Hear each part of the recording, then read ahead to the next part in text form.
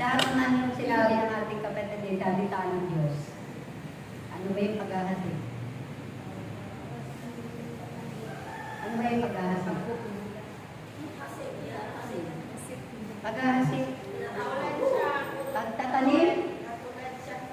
Parang tayo lang. Parang tayo lang. Oo. Yan. Pag naghahasik tayo ng mga palay, di ba? Sa probinsya, paghahasik ng palay. Na huwag na natin palawakin. Siguro hindi naman tayo titigil o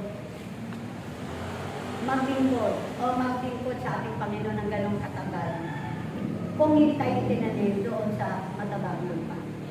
Aminin na natin na yung mga salita na yun kanina na binanggit ng ating kapatid, totoo yun. Hanggang ngayon ay hindi pa nila narinig kahit anong diyaw natin. Basahin ko. Kasi sabi ko kaya, saan ako papasok eh? Dito.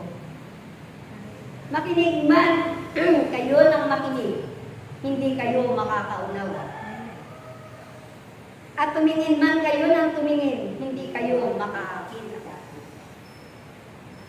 Sapagkat maging mauhon ang isip ng mga tao nito. Mahirap makarinig ang kanilang mga tenga. At ipinipikit nila ang kanilang mga mata sa kanilang makita.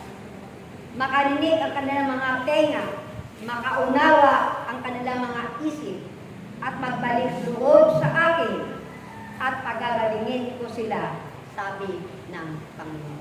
Palakpakan natin ang ating buhay ng Panginoon. Kahit anong nakikinig, wala pa rin silang naririnig.